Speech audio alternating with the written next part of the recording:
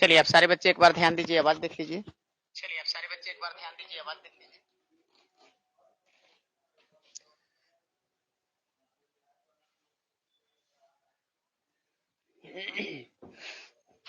चलो जितने भी बच्चे आप 11th के हैं, आप सारे बच्चे फटाफट जुड़ जाइए। ठीक है, आज 11th का हम पहला क्लास देने वाले हैं।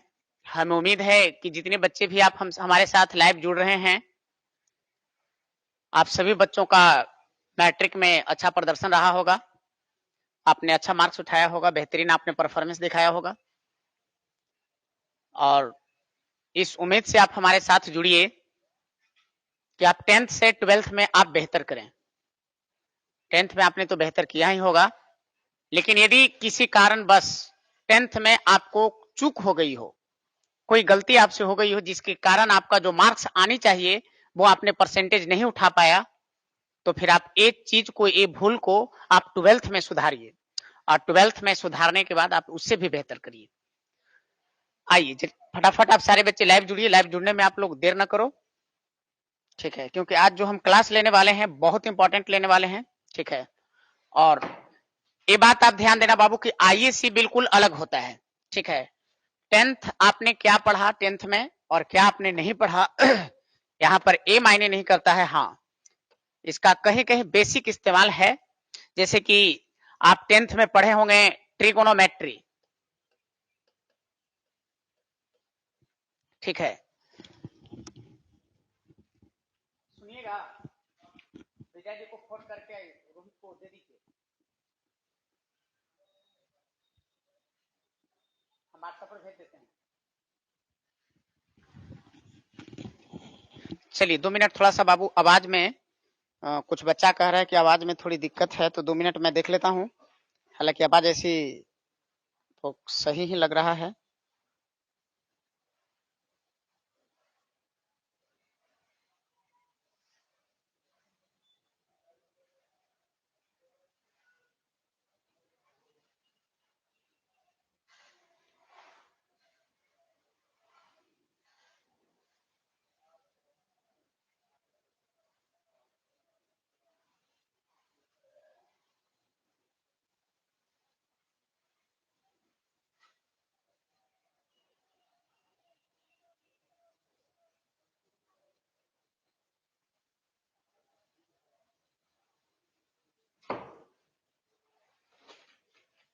चलिए आवाज तो ठीक लग रहा है, आवाज में आपको तो त्रुटि मुझे नहीं लग रही है, और मुझे यकीन है कि आप सभी बच्चों तक आवाज जो है बिल्कुल क्लियर पहुंच रहा होगा।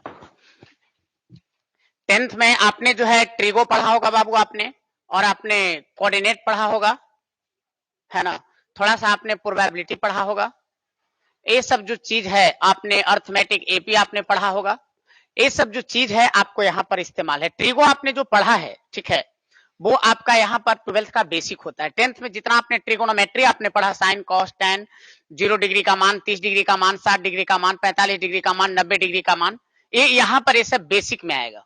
जितने भी आपने फार्मूला पढ़ा है, साइन थीटा बराबर लंब बटे कर्ण, आधार बटे कर्ण, सब जो भी आपने पढ़ा है ना, ये सारा का सारा यहाँ पर बेसिक में आता है।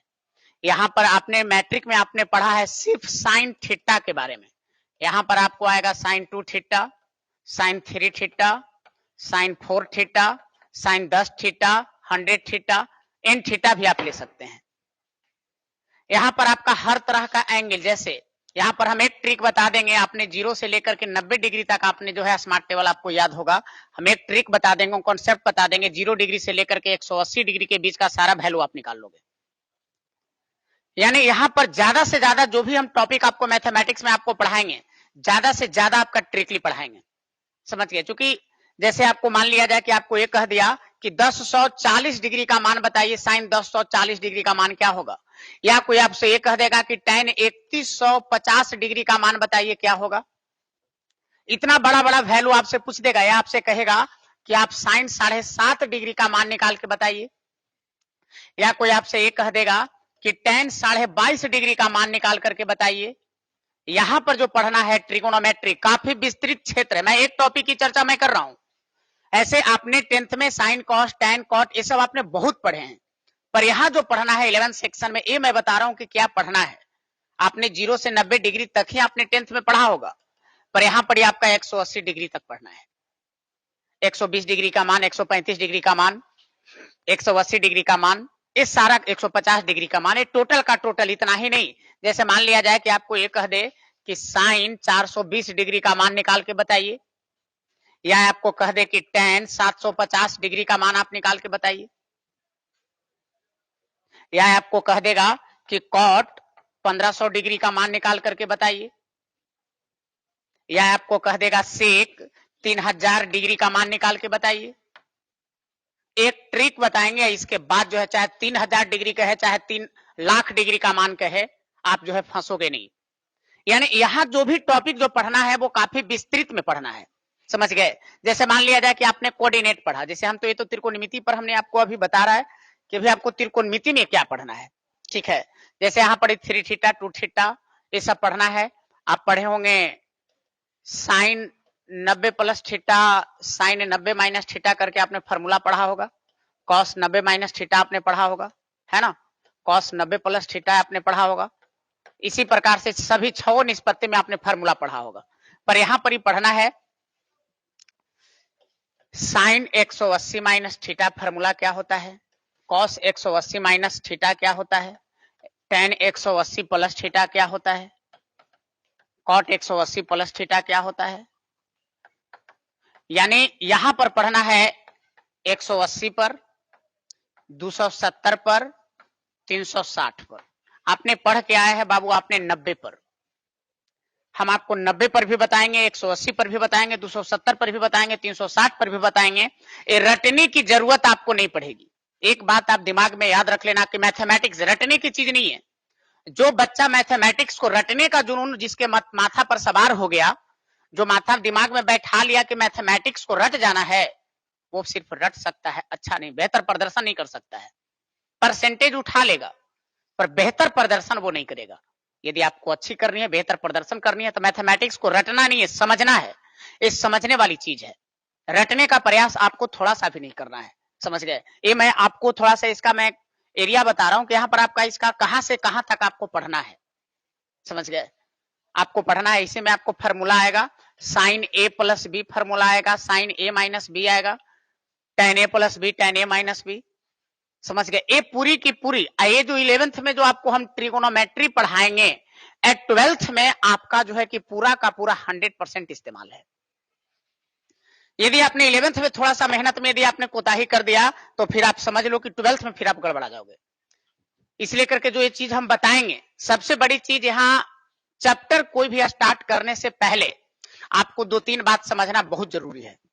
आपको चैप्टर समझने से पहले, जैसे आप लोग भी सारे बच्चे जानते हो कि ब्रैकेट जो होता है बाबू आपका 3 तरह का होता है, big bracket, small bracket, middle bracket, है ना। ये आप सारे बच्चे जानते हो। A big bracket, small bracket, middle bracket. Small bracket लिखने का एक और तरीका है, आप लोग को ए ब्रैकेट आपको 10th में नहीं बताया गया होगा। यह भी स्मॉल ब्रैकेट है और यह भी स्मॉल ब्रैकेट है, दोनों स्मॉल ब्रैकेट ही है। अब यहां बात आता है कि आप लोग जो है कि ब्रैकेट देना तो जानते हो आप, लेकिन सही ढंग से देना नहीं जानते हो। आपको जहां इच्छा है, जहां आप बड़ी लगा देते हो, कभी छोटी ब्रैकेट लगा देते हो, कभी मिडिल ब्रैकेट लगा देते हो, लेकिन इसका जो है बाबू सभी जगह इसका इस्तेमाल संभव नहीं है। हम बड़ी ब्रैकेट का प्रयोग कब करेंगे, छोटी ब्रैकेट का प्रयोग कब करेंगे और मिडिल ब्रैकेट का हम प्रयोग कब करेंगे। सबसे पहला मैथमेटिक्स का बेसिक चीज है, बेसिक फंडा है। बच्चे मैट्रिक पास कर जाते हैं, इंटर भी पास कर जाते हैं, और उससे पूछो कि बड़का ब्रैकेट का प्रयोग हम कब करेंगे, छोटका ब्रैकेट का प्रयोग कब करेंगे, मंझला ब्रैकेट का प्रयोग कब करेंगे, वो बच्चा जो है बता नहीं पाता, जवाब नहीं दे पाता है। यानी सबसे पहले तुम्हें यहां पर ब्रैकेट से रिलेटेड बात समझनी पड़ेगी कि बड़ी ब्रैकेट का हम इस्तेमाल कब करेंगे, छोटी ब्रैकेट का इस्तेमाल कब करेंगे और मिडिल ब्रैकेट का इस्तेमाल कब करेंगे। बड़ी ब्रैकेट का मीनिंग क्या होगा, छोटी ब्रैकेट का मीनिंग क्या होगा। हम आपको आज जो क्लास जो बेसिक में जो बताएंगे, एक ब्रैकेट से रिलेटेड बताएंगे, और दूसरा बताएंगे रूट के बारे में। रूट के बारे में बताएंगे। रूट के बारे में बच्चे को अक्सर कंफ्यूजन होता है। जैसे मान लिया जाए कि आपको एक कह दिया रूट अंडर 9, बहुत सारे बच्चे के मन में आता है कि +-3, कुछ बच्चे के मन में आता है कि रूट 9 का मान हो जाएगा +3। अब यहाँ इसी में बच्चा कंफ्यूजन में रहता है कि इसका मान ऊपर का सही है या नीचल का सही है। बच्चा इसी में कंफ्यूजन में पड़ जाता है। आज आपको हम वो सब बात बताएंगे जिससे आपको कंफ्यूजन बिल्कुल दूर हो जाएगी, क्योंकि यहाँ यदि आप कंफ्यूजन में रहते हो तो फिर आपको कॉन्सेप्ट क्लियर नहीं होगी। समझ गए कि नहीं? और जब तक ये सब बेसिक चीज आपका क्लियर नहीं रहेगा तब तक आप जो है मैथमेटिक्स को आगे नहीं समझ सकते हो। यहाँ 11th में तो कई सेक्शन हैं। कोऑर्डिनेट में आपको नियामक ज्यामिति में पढ़ना है पहले कोऑर्डिनेट, इसके बाद पढ़ना है आपको लोकस के बारे में पढ़ना है, स्ट्रेट लाइन पढ़ना है, फिर आपका पेयर ऑफ स्ट्रेट लाइन पढ़ना है, सर्किल पढ़ना है, पेयर ऑफ सर्किल पढ़ना है, पैराबोला पढ़ना है, हाइपरबोला पढ़ना है, एलिप्स पढ़ना है, यानी ये सारे के सारे रेक्टेंगुलर हाइपरबोला पढ़ना है। कई सेक्शन यहाँ पर आएंगे। आप सिर्फ मैट्रिक में पढ़े हो एपी, यहां पर आपको पढ़ना है जीपी और एचपी। आप मैट्रिक में पढ़े हो कि एक सीरीज में एक ही को रिपीट करता है, लेकिन हम यहां आपको पढ़ाएंगे कि एक सीरीज में आपका 2 भी रिपीट करा सकते हो, 3 टर्म को रिपीट करा सकते हो, 4 टर्म को रिपीट करा सकते हो, अनंत टर्म को भी आप रिपीट करा सकते हो। यहां आपको जो है सीक्वेंस एंड सीरीज में आपको ये पढ़ाया जाएगा। यहाँ कई सेक्शन में आते हैं बाबू, कई सेक्शन में आपका 11th का जो सिलेबस बटा हुआ है मैथमेटिक्स का, थोड़ी सिलेबस को समझ लीजिए। कैलकुलस है, कैलकुलस में कई चैप्टर आते हैं। कैलकुलस में आपको पढ़ना है फंक्शन, इसके बाद पढ़ना है लिमिट, इसके बाद पढ़ना है आपको डिफरेंशिएशन,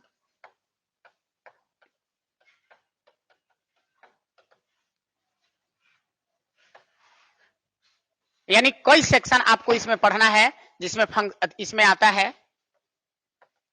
इसके बाद स्पेशल है ग्राफ, ग्राफ के बारे में भी आपका यहां पर चर्चा है। कैलकुलस में सेक्शन 11th में जो आएगा फंक्शन आएगा, लिमिट आएगा, डिफरेंशिएशन आएगा और इसके बाद आपका आएगा ग्राफ। ग्राफ जो आप 10वां में पढ़े हो, 10वां वाला यहाँ ग्राफ नहीं है। यहाँ जो ग्राफ आपको पढ़ाया जाएगा काफी स्टैंडर्ड लेवल का ग्राफ पढ़ाया जाएगा। समझ गए कि नहीं? कैलकुलस में ए सेक्शन आता है। कैलकुलस 11th के लिए काफी छोटा है, लेकिन यही कैलकुलस जब 12th में जाता है तब 12th में जो है बाबू ये काफी इसका लंबा सिलेबस हो जाता है। यहाँ आपको 11th में पढ़ना है अलजबरा, अलजबरा में भी कई चैप्टर हैं। इसके बाद आपको पढ़ना है ट्रिगोनोमेट्री, इसमें भी कई चैप्टर हैं। इसके बाद आपका आता है कोऑर्डिनेट, कोऑर्डिनेट में भी आपको कई चैप्टर, ये सब बुक है। कैलकुलस समझिए आपका स्पेशल एक बुक है, आपका अलजबरा एक स्पेशल है, ट्रिगो स्पेशल है, कोऑर्डिनेट आपका स्पेशल है। ये चारे सेक्शन में आपका 11th का मैथमेटिक्स बता हुआ है। ये आप समझिए कि एक बुक है, लेकिन ये 4 बुक को आपको किसी सिन्हा में 2 गो में कन्वर्ट कर दिया गया है। ऐसे सारा का सारा इंडिविजुअल, कैलकुलस अलग है, अलजबरा अलग है, ट्रिगो अलग है, कोऑर्डिनेट अलग है, सारा आपका अलग अलग है। लेकिन केसी सिन्हा जो है इसी को जो है 2-2 गो को जो है बांट दिया, यानी 4 को कर दिया है बाबू 2 बुक में मिक्स कर दिया गया है। ठीक है, आपका केसी सिन्हा आपका 2 वॉल्यूम बुक मिलेगा, पार्ट 1 और पार्ट 2। सिस्टमैटिकली आपकी क्लास चलेगी, पहले पार्ट 1 पर बात करेंगे, फिर हम पार्ट 2 पर बात करेंगे। और इससे पहले ये तो मोटा मोटी आपका सिलेबस की जानकारी हो गया। हम सबसे पहले कुछ टॉपिक के बारे में आपको हम पढ़ाएं पहले, ठीक है। और आइए आज की क्लास को हम शुरुआत करते हैं, कुछ टॉपिक पर हम चलते हैं। सबसे पहला समझिए यूज ऑफ ब्रैकेट और मीनिंग ऑफ ब्रैकेट।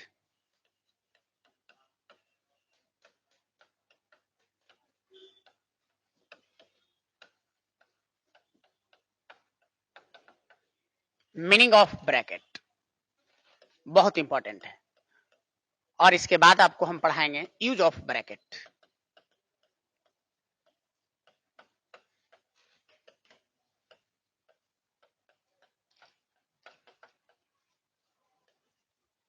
यहां हम 2 टॉपिक पर जो है कि विशेष रूप से जो है हम लोग जो है चर्चा करने के लिए आए हैं।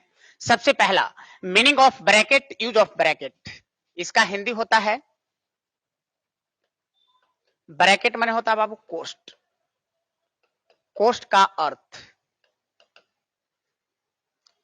और इसका हिंदी होता है कोष्ठ का प्रयोग, कोष्ठ का प्रयोग।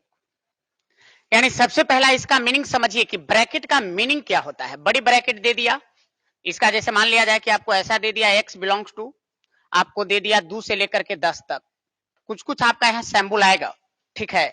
जैसे कहीं कहीं पर आपका ऐसा सैम्बुल आ जाएगा तो इसको हम लोग पढ़ते हैं बिलोंग्स टू। बिलोंग्स टू ऐसा आ जाएगा तो इसको हम लोग पढ़ते हैं डज नॉट बिलोंग्स टू।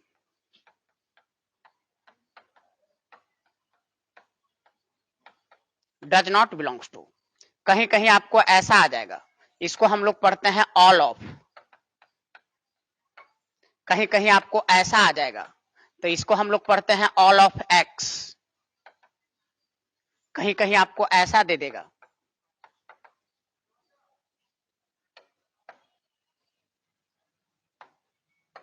ऐसा दे देगा तो इसको हम लोग पढ़ते हैं, इसको हम लोग पढ़ते हैं all of x belongs to.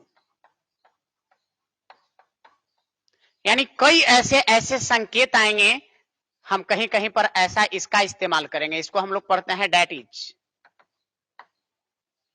ऐसा हम लोग इस्तेमाल करेंगे, इसको हम लोग पढ़ते हैं सिमिलरली। यानी आपको ये सब जितने तरह के ये सब जो सैम्बुल जो नजर आ रहा है, ये सारा सैम्बुल के बारे में हम आपको जानकारी देंगे, क्योंकि ये सब कहीं कहीं हम ऐसे आपको दे देंगे, कहीं ऐसा दे देंगे, कहीं ऐसा दे देंगे, कहीं ऐसा दे देंगे। आप इस सब के बारे में आप पहले से नहीं जानोगे तो फिर आपको कंफ्यूजन में पड़ जाएगा, जैसे हमने ऐसा कर दिया। अब आप समझ में नहीं करोगे, ई वाला के बारे में जान में नहीं करोगे कि बिलोंग्स टू का मतलब क्या होता है, डज नॉट बिलोंग्स टू का मतलब क्या होता है, ऑल ऑफ का मतलब क्या होता है, ऑल ऑफ एक्स का मतलब क्या होता है, all of x belongs to का मतलब क्या होता है। जब तक कि आप ये सारे संकेत नहीं जानेंगे आप, तब तक आपको मैथमेटिक्स आगे जो है समझना असंभव है, और ये सब आपके लिए नई नई चीज लग रही होगी। ठीक है, कई गो आएगा, जैसे आपको इस तरीके का संकेत आ जाएगा, ऐसा संकेत आ जाएगा, ए आ जाएगा आपको, है ना, ए आ जाएगा आपको, इस तरीके का आपका संकेत आ जाएगा, इस तरीके का संकेत आ जाएगा, है ना। ये संकेत आप लोग जानते हो बराबर का है, ये बराबर नहीं का है, इस तरीके का आपको संकेत आ जाएगा, है ना। तो अब ये सब संकेत के बारे में आप नहीं जानते हो तो फिर आप बाबू गड़बड़ा जाओगे। कहीं कहीं पर आपको इस तरीके का संकेत का जरूरत आ जाएगा। तो ये सब संकेत यदि आप नहीं जानेंगे कि कहीं आपको यहां हमने दे दिया यूज ऐसा कर दिया तो इसका मीनिंग क्या है, कहीं कहीं पर हम ऐसा दे देंगे तब आपको इसका मीनिंग समझना पड़ेगा, इसका मीनिंग क्या होता है ये समझना पड़ेगा, इसका मीनिंग समझना पड़ेगा, इसका मीनिंग समझना पड़ेगा। अब इस सब के बारे में जैसे बताते हैं हम आपको, थीटा, ये थीटा दो तरह से लिखा था। आइए दोनों को पहले हम आपको बताएं कि दोनों थीटा ही है। एक आपको लिखा हुआ ऐसा मिलेगा, ठीक है, और एक आपको लिखा हुआ ऐसा मिलेगा। ये भी थीटा है, ये भी थीटा है। एक आपको कहीं कहीं मिलेगा ऐसा, कहीं कहीं जो आपको मिलेगा ऐसा मिलेगा, और कहीं कहीं जो मिलेगा ऐसा मिलेगा। यह भी बीटा है, यह भी बीटा है, कहीं आपको मिलेगा ऐसा और कहीं पर आपको मिलेगा ऐसा। यह भी पाई है, यह भी पाई है, पर दोनों में अंतर है। ये आपका है छोटका थीटा, ये बड़का थीटा, ये छोटका बीटा बड़का बीटा, छोटका पाई बड़का पाई। यानी यहाँ पर मैथमेटिक्स का जो संकेत जो आएंगे, सैम्बुल जो आएंगे, बहुत नए नए संकेत आएंगे, बहुत नए नए सैम्बुल आएंगे। ठीक है, और इस सारे सैम्बुल के बारे में आपको हम जानकारी देते चलेंगे कि किसको क्या हम पढ़ेंगे, किसको क्या हम जो है नहीं पढ़ेंगे। ठीक है, पहले हम लोग इस सब संकेत को जानने से पहले हम आज एक टॉपिक पर आपको हम लेकर के चलेंगे। आप सारे बच्चे बिल्कुल कंसंट्रेट होकर के ध्यान दीजिएगा। एक टॉपिक पर हम लेकर के चलेंगे कि ब्रैकेट का मीनिंग, इसका अर्थ क्या है, और ब्रैकेट का यूज हम इसको प्रयोग कैसे करेंगे, कब हम करेंगे बड़ी ब्रैकेट का प्रयोग, कब हम करेंगे छोटी ब्रैकेट को, और कब हम करेंगे मिडिल ब्रैकेट को। क्योंकि जब तक कि आप ब्रैकेट को आप इस्तेमाल करना नहीं जानोगे तो जहां लगना चाहिए बड़का आप लगा दोगे छोटका, लगना चाहिए छोटका लगा दोगे मंझला। यानी आपको सटीक पता होनी चाहिए कि कब हम लगाएंगे बड़का ब्रैकेट, कब लगाएंगे छोटका, कब लगाएंगे मंझला। यदि आप इसको ब्रैकेट का इस्तेमाल आप नहीं जानते हो तो फिर बड़का की जगह लगा देगा छोटका, और छोटका लगना चाहिए तो लगा देगा तो मंझला। इसका मीनिंग पहले आप समझ लीजिए, उसके बाद आपको समझ में आ जाएगा कि इसका मीनिंग क्या है। आइए हम चलते हैं टॉपिक पर। चलिए जरा समझिए। हाँ, एक बात और इंफॉर्मेशन आप सारे बच्चे ध्यान दीजिएगा, 11th के बच्चे, कि जब तक आपका क्लास खुलता नहीं है तब तक आप सारे बच्चे ऑनलाइन लाइव क्लास का आप लोग जो है फायदा उठाइए। तब तक आपका लाइव क्लास, आपका 2 पीरियड आपका रेगुलर मिलेगा। ठीक है, आज से आपका 11th का क्लास हमने स्टार्ट किया है। ठीक है, और आपका 2 पीरियड कल से आपका रेगुलर मिलेगा जब तक कि क्लास नहीं खुलती है। अभी तो गवर्नमेंट ने ही जो है कि गवर्नमेंट ही बता रहा है कि कोरोना बढ़ रहा है। हालांकि जहां जहां चुनाव हो रही है वहां वहां सरकार को जो है कि कोरोना बढ़ता हुआ तो दिखाई नहीं देता, पर जहां पर स्टूडेंट बैठता है, जहां पढ़ता है, सिर्फ पढ़ाई में ही कोरोना हो गया है, समझ गए। अब पता ना कोरोना भी जो है पहचान पहचान करके जो है आने लगा है कि जहां बच्चे पढ़ते हैं वहां कोरोना घुसता है और बाकी जगहों पर कोरोना नहीं घुसता है। ये पता ना सरकार जो है बच्चे को क्या चाहता है, ये आज तक हमें समझ में नहीं आ रही है कि सरकार बच्चा को पढ़ने देना चाहता है या पढ़ने देना नहीं चाहता है। चलिए इस सब बातों को छोड़िए, ये इसका आप मीनिंग समझिए। इसको हम लोग पढ़ते हैं बाबू belongs to,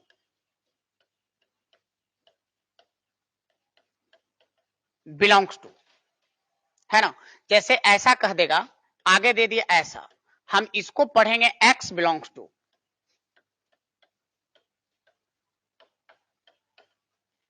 x belongs to. जैसे मान लिया जाए कि आपको यहीं पर ऐसा दे दिया एक्स बिलोंग्स टू एन, बात को बढ़िया से समझिए, इसको हम लोग पढ़ेंगे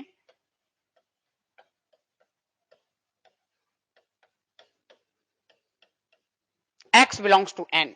हर तरह के पहले हम एक एक बारीकियों को पहले हम समझेंगे। बिलोंग्स टू, इसको हम पढ़ेंगे एक्स बिलोंग्स टू। मान लिया जाए कि एक्स के जगह रहता बाई, तब पढ़ते बाई बिलोंग्स टू। इधर रहता जेड, तब पढ़ते जेड बिलोंग्स टू। अल्फा था अल्फा बिलोंग्स टू, बीटा था बीटा बिलोंग्स टू, गामा तो गामा बिलोंग्स टू। जैसे मान लिया जाए कि एक्स, तो हमने पढ़ दिया एक्स बिलोंग्स टू, कोई जरूरी है इधर दे देगा बाई बिलोंग्स टू, या दे देगा जेड बिलोंग्स टू, या दे देगा अल्फा बिलोंग्स टू, या दे देगा बीटा बिलोंग्स टू, या दे देगा गामा बिलोंग्स टू। यानी ए आपका एक्स है तो एक्स बिलोंग्स टू पढ़ेंगे, बाई है तो बाई बिलोंग्स टू, जेड है तो जेड बिलोंग्स टू, अल्फा है तो अल्फा बिलोंग्स टू, बीटा है तो बीटा बिलोंग्स टू, और गामा है तो गामा बिलोंग्स टू। कुछ भी आ सकता है, x by Z alpha beta gamma कुछ भी आ सकता है। अब हमने आपको दे दिया है कि x बिलोंग्स टू n, बात समझिए। n का मतलब आप सारे बच्चे समझ रहे हो, नेचुरल नंबर, नेचुरल नंबर, प्राकृत संख्या। और आपको बताया गया होगा कि counting number is known as natural number, गिनती की संख्या को प्राकृत संख्या कहते हैं। ये सारी बात आपको पढ़ाई गई होगी। आप जो है नंबर सिस्टम जब आपको पढ़ाया गया होगा तो नंबर सिस्टम में ये बात आपको बताया गया होगा, नेचुरल नंबर के बारे में, होल नंबर के बारे में, इंटीजर नंबर के बारे में, पॉजिटिव इंटीजर के बारे में। यहां पर भी हम आपको नंबर सिस्टम बताएंगे, यहां पर भी हम नंबर सिस्टम बताएंगे। और नंबर सिस्टम में जो आपने इंटीजर जो आपने पढ़ा है, इंटीजर नंबर, इंटीजर नंबर जो आपने पढ़ा है, हम इंटीजर नंबर आपको पढ़ाएंगे 5 प्रकार के। इसका हिंदी होता है बाबू पूर्णांक संख्या।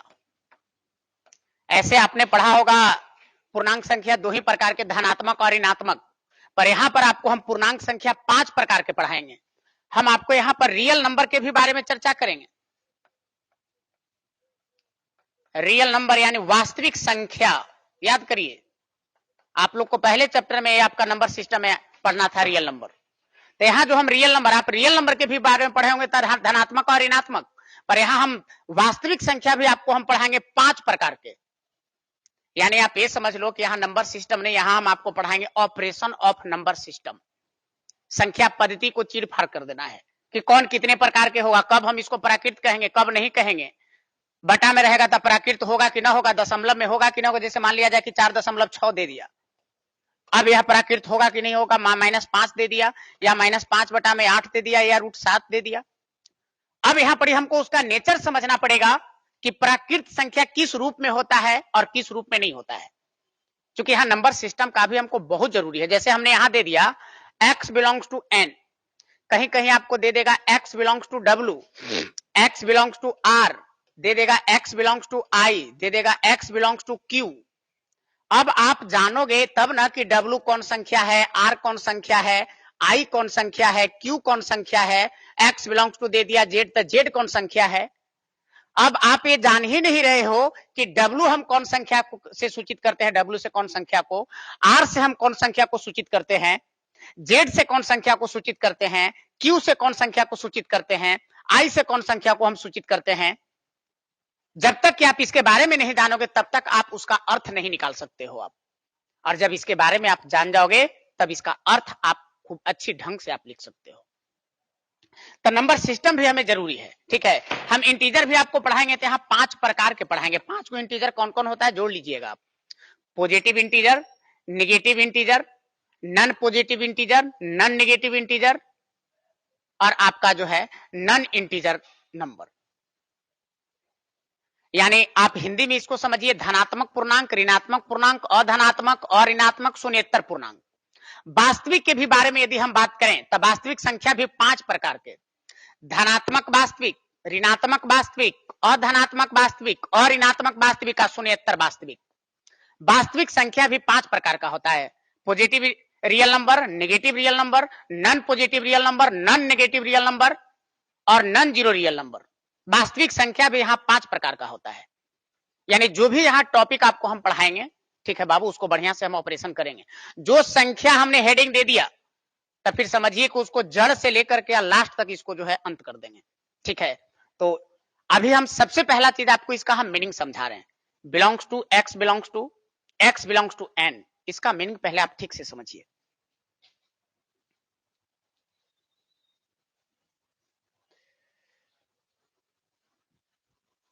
हमारे पास दिया है एन, और आप एन का मतलब आप सारे बच्चे समझ रहे हो नेचुरल नंबर। कौन नंबर बाबू? Natural number. हिंदी होता है प्राकृत संख्या। और आप सारे बच्चे जानते हो इसका डिफिनेशन कि counting number is known as natural number.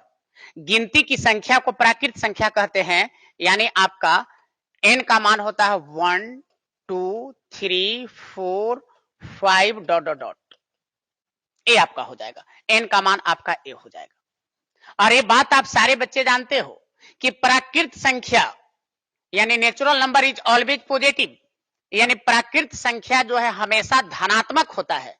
प्राकृत संख्या का मान कभी भी माइनस में नहीं हो सकता है, दशमलव में नहीं हो सकता है, रूट में नहीं हो सकता है, बट्टा में नहीं हो सकता है। जैसे मान लिया जाए कि आपको दे दिया √5, हम कहेंगे कि √5 यह मेरा प्राकृत संख्या नहीं है। दे दिया 3/5, यह मेरा प्राकृत संख्या नहीं है। दे दिया -8, यह भी मेरा प्राकृत संख्या नहीं है। दे दिया 3.2, यह भी मेरा प्राकृत संख्या नहीं है। समझ गए? यानी प्राकृत संख्या का जो मान होता है सिर्फ धनात्मक होता है। इसका मान आप सारे बच्चे याद रखना बाबू कि प्राकृत संख्या का मान कभी भी दशमलव, रूट, बट्टा, ऋणात्मक ये सब में संभव नहीं है। जैसे कि आपको कह देगा -8, -6, -7, -5, -11, -500, ये सब आपका प्राकृत संख्या नहीं है, क्योंकि प्राकृत संख्या कभी भी ऋणात्मक संभव नहीं है। अब जैसे मान लिया जाए बट्टा की बात करें, जैसे दे दिया 4/3, 6/7, -8/3, ये सब भी प्राकृत संख्या नहीं है। प्राकृत संख्या इसलिए नहीं है क्योंकि मैंने आपको बताया कि प्राकृत संख्या बटा के रूप में भी नहीं होता है। अब हम यहां से बात करें, जैसे दे दिया √15, चाहे √5, दे दिया √13, माइनस दे दिया √3, माइनस दे दिया √11, ये सब भी, यह भी प्राकृत संख्या की श्रेणी में नहीं आता है, क्योंकि प्राकृत संख्या कभी भी रूट में संभव नहीं है। यानी जैसा ही देख लो कि रूट में कोई संख्या देले है, सीधा कह दो प्राकृत नहीं है। यदि बटा में दे दिया है तो सीधा कह दो कि आपका यह प्राकृत नहीं है, या माइनस में दे दिया है तो सीधा कह दो प्राकृत नहीं है, या दशमलव में दे दे कि 3.6, 9.8, -4.3, 6.5, यानी जहां भी देख लो कि दशमलव में दे दिया तो सीधा दिमाग में तुम्हारा यह बात एकदम बिल्कुल राउंड करते रहना चाहिए कि यह प्राकृत कभी संभव नहीं है। यदि आपका चाहे बटा में दे दे, चाहे आपको माइनस में दे दे, या आपको रूट में दे दे, या आपको दशमलव में दे दे, इसमें से किसी भी रूप में दे दे, सीधा हम लोग कहेंगे कि यह मेरा प्राकृत संख्या नहीं है, प्राकृत संख्या की श्रेणी में नहीं आती है। याद रखिएगा, प्राकृत संख्या सिर्फ पॉजिटिव होता है, सिर्फ धनात्मक होगा। इसका मान कभी भी ऋणात्मक, दशमलव, रूट, बट्टा ये सब में कभी भी संभव नहीं है। अब आइए जरा हम इसका मीनिंग लेकर के चलते हैं, जो मीनिंग आपको हम समझाना चाह रहे थे। क्योंकि यहां एन आ गया तो एन के बारे में आपको पहले कॉन्सेप्ट क्लियर करना बहुत जरूरी है। जैसे यहां एन का मतलब हमने आपको बताया नेचुरल नंबर, प्राकृत संख्या जो 1 से स्टार्ट होगा। यदि आपको ए दे दिया, बात समझिए बाबू, दिमाग लगाइए, यहां ध्यान दीजिए, माइंड को बिल्कुल बाबू कंसंट्रेट करना है, ध्यान दीजिए। दे दिया x belongs to n, x belongs to n का मतलब हो गया कि x का मान 1 हो सकता है, 2 भी हो सकता है, 10 भी हो सकता है, 50 भी हो सकता है, लेकिन x का जो भी मान होना चाहिए एक प्राकृत संख्या होना चाहिए।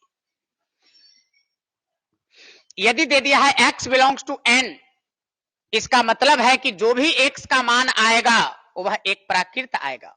जैसे हम कहें x का मान -5 इन साल का कि 10 साल के बाद भी नहीं आएगा। इसलिए नहीं आएगा क्योंकि -5 जो है मेरा प्राकृत संख्या नहीं है। यदि हमको दे दिया है x बिलोंग्स टू n और यहां से कह दिया x बराबर 4/3, तो सीधा गलत है, जड़ीमनी नहीं, 113% ये गलत है। इसलिए जो है कि x का मान 4/3 नहीं हो सकता है क्योंकि यहां कह रहा है x बिलोंग्स टू n। एक मतलब है कि x का मान हमको प्राकृत लेना है, जो कि यहां पर 4/3 एक प्राकृत संख्या नहीं है। इसलिए x का वैल्यू कभी भी पॉसिबल नहीं, असंभव है। या आपको दे दिया, ऐसा कह दिया कि x belongs to n, x belongs to n कह करके आपको यहां से कह दिया x बराबर √11। इसका मतलब है कि यह भी गलत है क्योंकि कह रहा है x बिलोंग्स टू n और x बिलोंग्स टू n का मतलब होता है कि x का जो भी मान आएगा यह एक प्राकृत ही आएगा, जो कि √11 आपका प्राकृत संख्या नहीं है। यह मायने नहीं करता कि प्राकृत संख्या कितनी बड़ी और कितनी छोटी है, हमें प्राकृत होनी चाहिए, तब हम कहेंगे कि सही है, अन्यथा हम कहेंगे कि सही नहीं है। आइए जरा इस टॉपिक से पहले कुछ हम ऑब्जेक्टिव आपको कर दें, तब आप लोग को कॉन्सेप्ट बिल्कुल क्लियर हो जाएगा। एक दो गो इस पर जखनी ऑब्जेक्टिव थोड़ा सा हम खाली कर देंगे ना बाबू, तो कॉन्सेप्ट आपको बिल्कुल क्लियर हो जाएगी, फिर किसी प्रकार की आपको दिक्कत नहीं रहेगी। प्रश्न में ऐसा दे दिया कि x बिलोंग्स टू n और 4 गो ऑप्शन कह दिया, n कह करके कह दिया x बराबर व्हाट। 4 गो ऑप्शन कह दिया। पहला ऑप्शन में कह दिया 3/4, दूसरा ऑप्शन में आपको कह दिया 3.5, तीसरा ऑप्शन में कह दिया आपको √5 और चौथा ऑप्शन में कह दिया 21। अब हमको देखिए क्वेश्चन, अब एक क्वेश्चन देखने से आधा बच्चा तो इसमें ऐसे ही गड़बड़ा जाएगा। यह जो है कि क्वेश्चन देख करके बच्चा समझेगा कि क्वेश्चन में x के मान कुछ दिले है, ये नहीं है, समीकरण वगैरह है ही नहीं, क्योंकि बच्चा समीकरण खोजता है। ऐसा x² - 4 बराबर 0 दे देवे कल एकरा जो है कि दिन दहाड़े सॉल्यूशन करके रख देगा। ठीक है, सीधा मार देगा कि x² बराबर -10 प्लस में, और सीधा मार देगा x बराबर +-2, क्योंकि यह बच्चा को डायरेक्ट दिखाई दे रहा है कि यह समीकरण है। लेकिन ऐसा प्रश्न दे दे तो बच्चा लड़खड़ा जाएगा, क्योंकि उसको यहां पर दिखाई ही नहीं देगा। अब सोचेगा कि जब कुछ देले है ही नहीं तो x के मान ये सब होगा क्या। लेकिन आपको इसका संकेत से इसका आंसर आपको पकड़ना पड़ेगा। यहां कह रहा है x belongs to n, n का मतलब हो गया प्राकृत। इसका मतलब है कि x का मान हमको प्राकृत होना चाहिए, जो कि पहला ऑप्शन गलत है, क्योंकि प्राकृत संख्या कभी भी बटा के रूप में संभव नहीं है। यह दूसरा गलत है क्योंकि आपका प्राकृत संख्या जो है दशमलव में भी नहीं होता है, और तीसरा भी गलत है क्योंकि हमने बताया कि प्राकृत जो है रूट में भी संभव नहीं है। इसका मतलब है कि आपका चौथा करेक्ट है, क्योंकि 21 एक प्राकृत संख्या है। तो हम कहेंगे कि मेरा ऑप्शन जो करेक्ट है, ऑप्शन डी करेक्ट है। अब इस तरीके का प्रश्न जो है आपसे कई बार ऑब्जेक्टिव में पूछा जाएगा। ठीक है, तो इस तरीके का क्वेश्चन आप बढ़िया से ध्यान दीजिएगा। यानी अब बिलोंग्स टू का मतलब आप सारे बच्चे समझ लिए हो। ठीक है, जैसे हमें कह दिया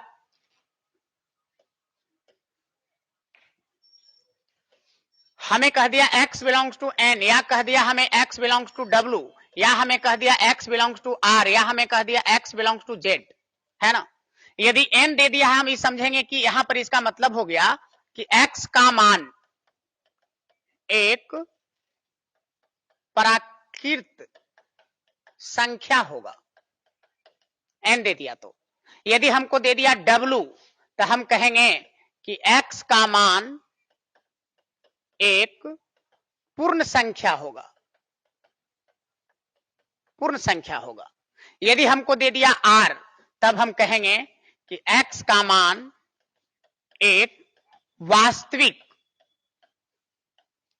वास्तविक संख्या होगा। यदि हमको दे दिया z तो हम कहेंगे कि x का मान एक पूर्णांक संख्या होगा, पूर्णांक संख्या होगा। आप सारे बच्चे इसका संकेत अब समझ गए होंगे। यानी यहां दिया n एकड़ मतलब x का मान हम जब भी लेंगे तो प्राकृत ही लेंगे, कोई दूसरा संख्या हम नहीं ले सकते। यदि हमको दे दिया w तो हम x का मान जब भी लेंगे एक पूर्ण ही लेंगे। यदि हमको दे दिया r, इसका मतलब है कि x का मान हम जब भी लेंगे एक वास्तविक संख्या ही लेंगे, कोई दूसरा संख्या नहीं लेंगे।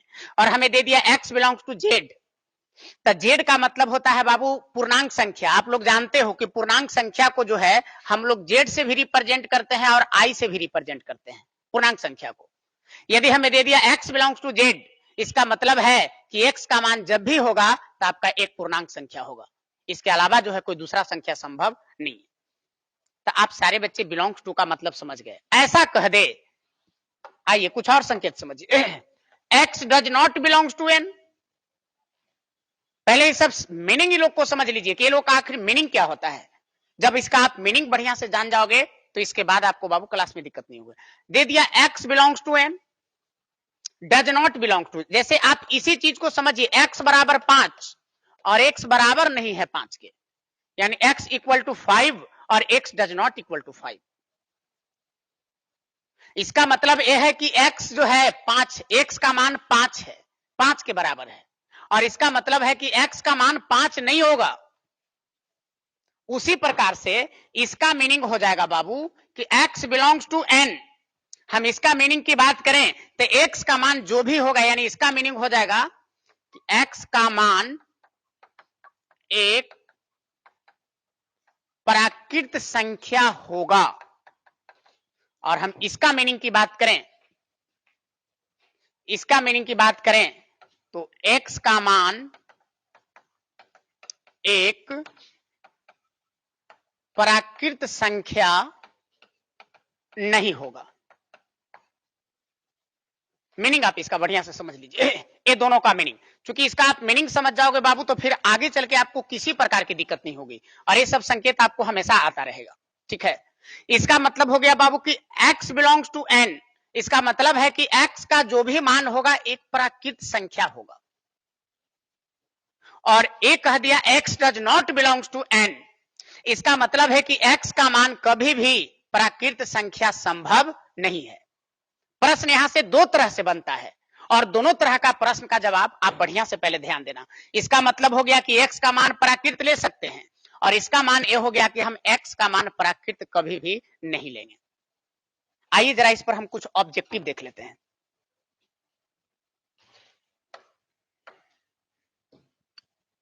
क्वेश्चन ऐसा दे दे बाबू, प्रश्न जरा ठीक से समझना। x बिलोंग्स टू n, तो x बराबर व्हाट? 4 ऑप्शन। पहला 1/2, दूसरा 0.9, तीसरा √51, चौथा 11। एक इसी पर हम प्रश्न ले लेते हैं। ऐसा कह दे कि x does not belongs to n, तो x बराबर व्हाट? पहला ऑप्शन में आपसे a कह देगा 5, दूसरा ऑप्शन में a कह देगा 8, तीसरा ऑप्शन में a कह देगा 21, चौथा ऑप्शन में आपसे a कह देगा √17। दोनों प्रश्न को आप बढ़िया से जरा समझिए बाबू, बेहतर ढंग से पहले देख लीजिए। क्वेश्चन हमारा 2 है। एक में हम आपको मीनिंग बताना चाह रहे हैं कि x बिलोंग्स टू n का मीनिंग क्या है, और दूसरे में हम मीनिंग बताना चाह रहे हैं कि x does not belongs to n का मीनिंग क्या होगा। पहलका के कहने का अर्थ है कि x का मान जब भी होगा तो एक प्राकृत संख्या होगा। एक मतलब है कि हमरा एकरा में प्राकृत खोजे पड़ेगा कि ये चारों में कौन प्राकृत है। तो आप सारे बच्चे चतुर हो, आप समझ रहे हो कि पहला नहीं होगा क्योंकि पहला मेरा प्राकृत नहीं है, दूसरा भी मेरा प्राकृत नहीं है क्योंकि दशमलव में है, और तीसरा भी प्राकृत संख्या नहीं है क्योंकि यह भी दशमलव में दिया है, चौथा मेरा प्राकृत है क्योंकि 11 है, जो कि एक आपका प्राकृत संख्या है, नेचुरल नंबर है। हम दूसरा का प्रश्न की बात करें तो दूसरा प्रश्न ये कह रहा है कि x does not belongs to n, यानी हमको x का मान प्राकृत नहीं चाहिए। बात जरा ठीक से समझिए, ऊपरका में हमको प्राकृत खोजना था और निचलका में हमको प्राकृत नहीं खोजना है। तो ये तो आपका सीधे गलत है, क्योंकि यह प्राकृत है, हमारा प्राकृत ना चाहिए। क्वेश्चन को आप पहले मीनिंग समझ लीजिए ठीक से बाबू। ऊपरका में हमको प्राकृत चाहिए और निचलका में हमको प्राकृत नहीं चाहिए। तो ये तो प्राकृत है, हमको ना चाहिए। ये भी प्राकृत है, हमको नहीं चाहिए। यह भी प्राकृत है, हमको नहीं चाहिए। ये वाला प्राकृत नहीं है, इसका मतलब इसका सही ऑप्शन डी है। प्रश्न आपको जो है कि दो तरह से इसमें घुमाया जा सकता है, ठीक है, और आपको दोनों को जो है बढ़िया से बाबू ध्यान देना पड़ेगा, ठीक है। क्वेश्चन आप इसका मीनिंग यदि समझ जाएंगे तो फिर आपका, जैसे मान लिया जाए कि आपको ऐसा प्रश्न कह दे, थोड़ा सा मार्कर हम चेंज कर लेते हैं, कलर रेड कलर आपको बोर्ड पर ज्यादा अच्छा नजर आएगा। ऐसा कह देता है कि x बिलोंग्स टू कह देता है 2 से लेकर के 10 तक, और एक ए कह देता है कि x बिलोंग्स टू 2 से लेकर के 10 तक, छोटी ब्रैकेट,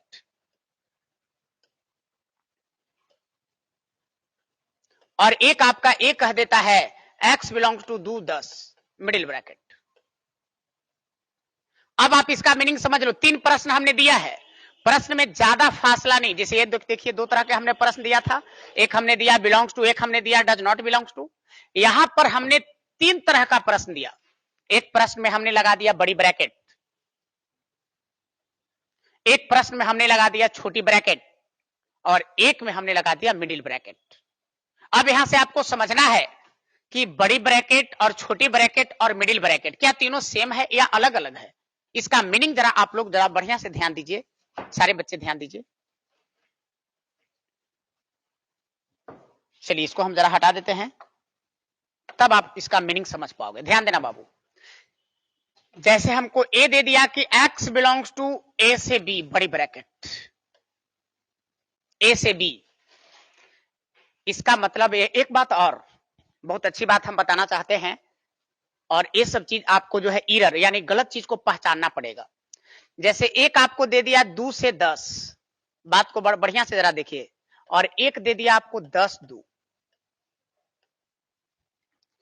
दोनों में वैल्यू सेम है, सिर्फ अंतर क्या है कि मैंने इसका स्थान को इंटरचेंज कर दिया है, बदल दिया है। पहला में हमने ले लिया है 2 से 10 और दूसरा में हमने ले लिया है 10 से 2। अब यहां बात आता है कि पहला सही है या दूसरा सही है, या दोनों गलत है या दोनों सही है। आपको लिखावट पहले पकड़ना पड़ेगा कि लिखा हुआ कौन सही है, पहला सही है या दूसरा सही है, कि दोनों सही है या दोनों गलत है, या एक सही है एक गलत है। सबसे पहला चीज तो आपको बाबू ये मीनिंग पकड़नी पड़ेगी। तो याद रखिएगा, किसी भी ब्रैकेट में सबसे पहले होता है छोटा मान और बाद में होता है बड़ा मान। चाहे हम जिस ब्रैकेट की बात करें, चाहे हम बड़ी ब्रैकेट की बात करें, छोटी ब्रैकेट की बात करें, मिडिल ब्रैकेट की बात करें, तीनों में से जो ब्रैकेट की हम बात करें, इसका लिखने का यही तरीका है कि पहले छोटा वैल्यू लिखेंगे और इसके बाद में हम लिखेंगे बड़ा वैल्यू। यदि पहले छोटा और बाद में बड़ा है तो लिखा हुआ बिल्कुल सही है, और कहीं पहले बड़ा आ गया बाद में छोटा आ गया तो सीधा गलत है। जैसे 2 छोटा है, 10 बड़ा है, इसका मतलब है कि मेरा पहला जो है बिल्कुल 100% करेक्ट है, बिल्कुल राइट है। लेकिन दूसरका की यदि हम चर्चा करें तो दूसरका मेरा बिल्कुल गलत है बाबू, रॉन्ग है। क्योंकि देखिए ये 10 ये बड़ा है, 2 ये छोटा है, जो कि यह लिखावट मेरा सही नहीं है, ये गलत है। तो याद रखिएगा, चाहे जिस ब्रैकेट को आप लिखिए, जैसे मान लिया जाए कि आपको लिखने का मन ए आ गया, -5 15 या 15 -5। अब ये 2 तरह से हमने लिखावट किया है। आप इसी पर जरा बढ़िया से आप गौर से विचार करो। ऊपर का मेरा सही है और निचल का मेरा सीधा गलत है। क्योंकि हमने पहले ही बताया है कि जब भी लिखावट होगा तो पहले हमें छोटा चाहिए और बाद में हमें बड़ा चाहिए, छोटा अंक पहले और बड़ा अंक बाद में। यदि इस पद्धति के अनुसार, इस सिस्टम के अनुसार लिखा जाता है तब सही माना जाएगा, और इसके विपरीत लिखा जाता है तो गलत माना जाएगा। यानी जब भी इंटरवल में लिखिए, जब भी कोष्ट में लिखिए, तो पहले लिखिए छोटका को और बाद में लिखिए बड़का को। तो ये देखिए -5 जो कि आपको ये छोटा नजर आ रहा है, और ये 15 जो कि आपको बड़ा नजर आ रहा है। इसका मतलब है कि ऊपर का सही है। हम निचलका की बात करें, 15 शुरू में है बड़ा, -5 ये है बेचारा आपका छोटा, जो कि निचलका जो है गलत है। आपको मीनिंग समझना पड़ेगा। और भी आप देखिए क्वेश्चन इस पर। ये सब छोटा छोटा बात बाबू हम आपको इसलिए बता दे रहे हैं क्योंकि अभी आप मैट्रिक से जो है पास होकर के आए हो, ठीक है। ये सब बात की जानकारी आपको छोटी छोटी बात जानकारी होनी चाहिए। जैसे मान लिया जाए कि कई सारा आपको दे दिया लिखावट में, देख लीजिएगा बढ़िया से। जैसे दे दिया 0, थोड़ा हम रेड पेन का इस्तेमाल कर लें तो ज्यादा अच्छा रहेगा। ऐसा दे दिया 2 50 -10 5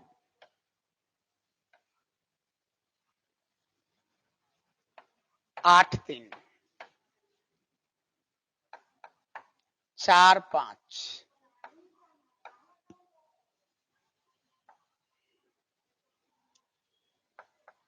50 0।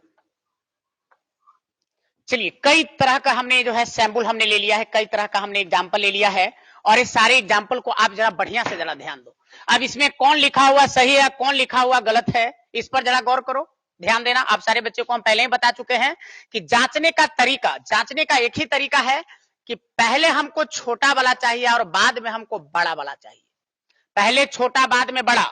आप सारे बच्चे बता दू, ये बेचारा स्मॉल है यानी ये छोटा है। 50 ये बेचारा बड़ा है, इसका मतलब लिखा हुआ बिल्कुल करेक्ट है।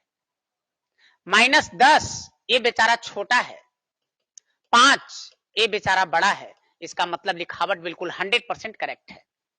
इसकी बात करें तो देखिए 8 ये जो है बेचारा बड़ा आ गया पहले, और 3 ये बेचारा छोटा आ गया, जो कि हमने लिखावट के लिए पद्धति समझाया कि पहले छोटा और बाद में बड़ा, जो कि एकरा में उल्टा हो गया।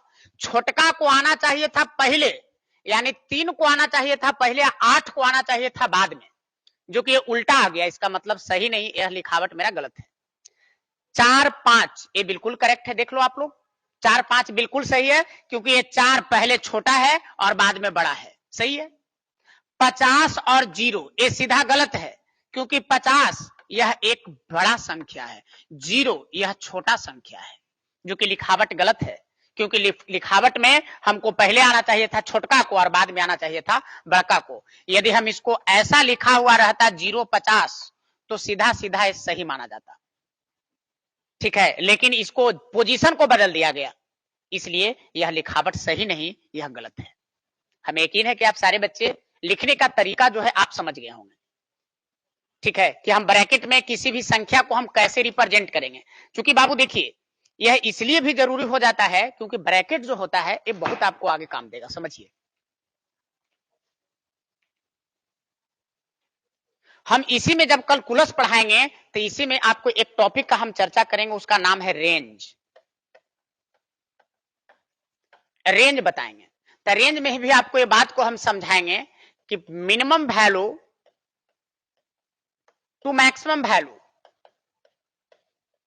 Equal to range. यानी किसी भी फंक्शन का मिनिमम, मिनिमम के मतलब होता है बाबू न्यूनतम यानी छोटा, और मैक्सिमम, मैक्सिमम का मतलब होता है बड़ा। यानी किसी भी फंक्शन का छोटा मान और बड़ा मान का अंतराल कहलाता है रेंज।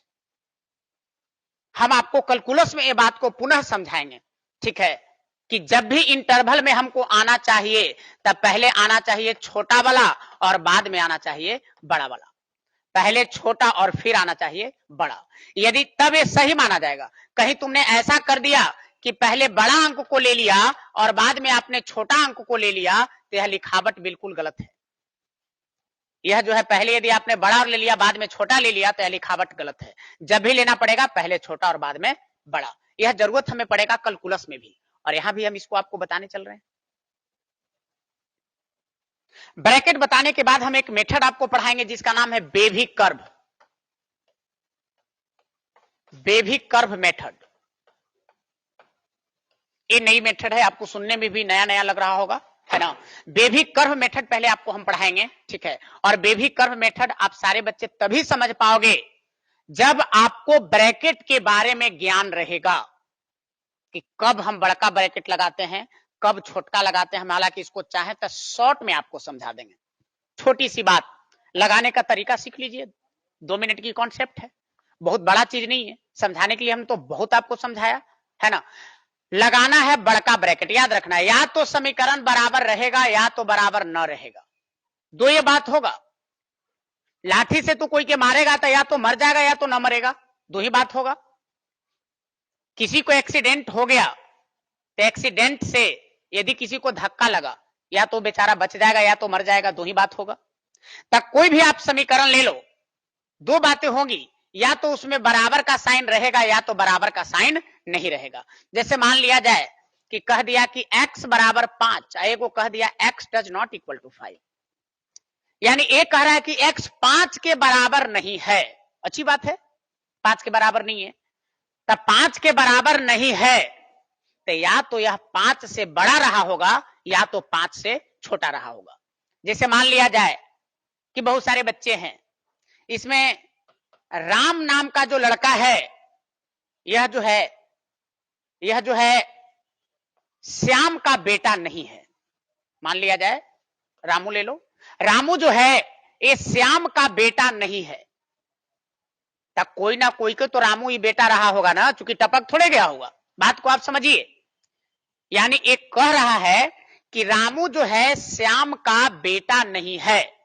अच्छी बात है, तब कोई ना कोई के तो होगा। अरे श्याम के न है तब कोई ना कोई के होगा ना, वो टपक थोड़े गया होगा। तो ही बात को समझिए, कह रहा है कि अब 5 के बराबर नहीं है तो या तो x का मान 5 से बड़ा रहा होगा और या तो x का मान 5 से छोटा रहा होगा। दो ही बातें हम कहेंगे, दो ही निष्कर्ष निकाली जा सकती है। कोई आदमी को धक्का लग गया, दो विचार लोग करेगा, फलानमा बच जाए तो अच्छा बात है, ताकि ना ज्यादा एक्सीडेंट हो गए, बच्चे के चांस न है। दो ही निष्कर्ष पर आदमी जाता है, चाहे कोई भी बात हो। कुश्ती तू लड़ लिया, किसी से कुश्ती तू लड़ रहा है तो या तो पटक देगा या तो पटका जाएगा, दो ही नतीजा आएगा। कहीं भी देख लीजिए आप, सिक्का उछालते हो, टॉस, प्रोबेबिलिटी पढ़े हो तुम लोग, यदि सिक्का उछालते हो, टॉस करते हो तो या तो आएगा चित या तो आएगा पट। आप क्रिकेट खेलते हैं तो या तो मैच आप जीतते होंगे या तो हारते होंगे। ये अलग सी बात है कि कभी कभी ड्रा हो जाता है, ये अलग सी मायने करता है, लेकिन मैच का दो ही नतीजा बताया जाता है कि या तो मैच आप जीतेंगे या तो मैच आप हारेंगे। तो ये कह रहा है कि 5 के बराबर नहीं है तो इसका दो नतीजा निकल के आएगा, या तो 5 से बड़ा होगा या तो 5 से छोटा होगा। तो याद रखिएगा कि बराबर रहेगा, यानी बराबर का संकेत ऐसा, ग्रेटर देन इक्वल टू या लेस देन इक्वल टू, ऐसा नजर आएगा तो आराम से लगा देना बड़का ब्रैकेट। बराबर देखिए, एकरा में बराबर लगल है तो बड़का ब्रैकेट, और खाली रह गया बड़ा, खाली रह गया छोटा। यदि ऐसा संकेत मिलेगा तो हम लगा देंगे छोटका ब्रैकेट, यानी बराबर रहेगा तो बड़का ब्रैकेट, बराबर न रहेगा तो छोटका ब्रैकेट। और जरा एक क्वेश्चन को देख लो, फट से ना आप समझ जाओगे।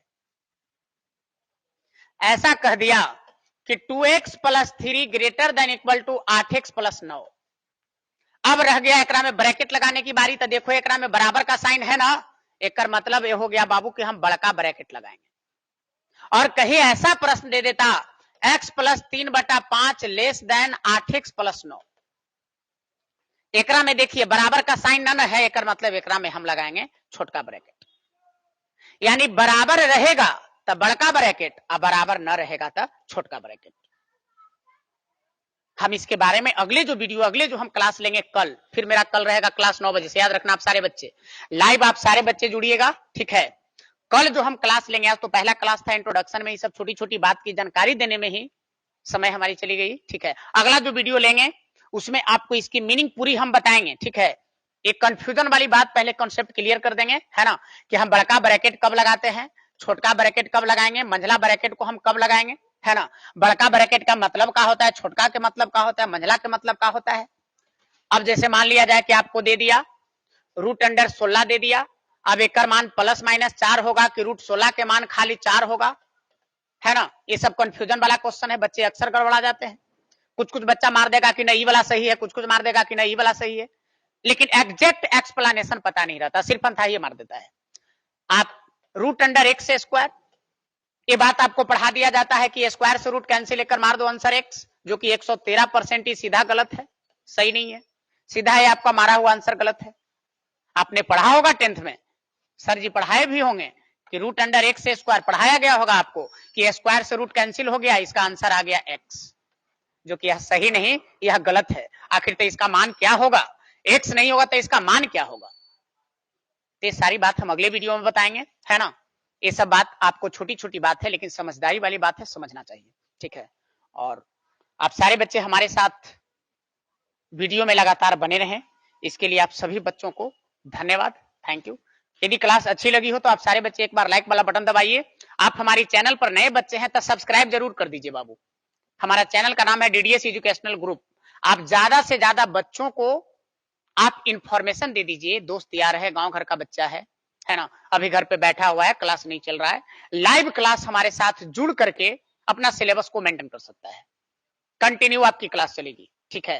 तो कल भी हम आपसे मिलेंगे 9 बजे, और उम्मीद करते हैं कि आप सारे बच्चे जो है कल भी आप जो है कि इसी सिस्टम के अनुसार जुड़ेंगे, और ज्यादा नए से नए बच्चे को आप इंफॉर्मेशन देंगे, ज्यादा से ज्यादा बच्चे को आप बताएंगे, है ना। क्योंकि क्लास का ज्यादा से ज्यादा बच्चा फायदा लाभ उठाए, यही हमारी इच्छा रहती है कि ज्यादा से ज्यादा बच्चों तक हमारी क्लास का इंफॉर्मेशन जाए ठीक है। तो आज हमारी क्लास यहीं तक। अगले दिन हम ये सब टॉपिक पर चर्चा करेंगे बाबू। ये सब कंफ्यूजन वाली बात, छोटी छोटी बात, ये सब बात में टीचर भी लड़खड़ा जाते हैं, ठीक है। स्टूडेंट तो छोड़ ही दो, ये सब छोटी छोटी ये सब चीज में जो है, चूंकि जनरली टीचर भी ये जानते हैं कि स्क्वायर से रूट कट जाता है ना। और ये सब जो बातें हैं, ये सब आपका जो है बाबू हम आईएससी का सिलेबस स्टार्ट करने से पहले क्लियर कर देंगे कि इसका मान क्या होगा। ये सब में फिर तुम कभी गड़बड़ाओगे नहीं, ठीक है। तो हम आपसे मिलते हैं अगले वीडियो में कल आपकी क्लास 2 पीरियड आएगी। एक मैथ तो मेरा आएगा ही, इसके लिए तो आपको कहना ही नहीं है। मैथ का क्लास तो 100% मैं रेगुलर ही रहता हूं, ठीक है। 12th का जो है क्लास सुबह चलता है मॉर्निंग में 6:30 बजे से, आप सारे बच्चे जानते हो। 11th का क्लास मैथ का मेरा रहता है 9 बजे से, जो कि इसका क्लास आज पहला क्लास है, ठीक है। इसका क्लास कल, आप सारे बच्चे कल हमारे साथ जुड़िए। तब तक के लिए आप सभी बच्चों को थैंक यू, धन्यवाद। और वीडियो को लाइक करिए, नए बच्चे हैं तो चैनल को एक बार सब्सक्राइब कर दीजिए, ठीक है।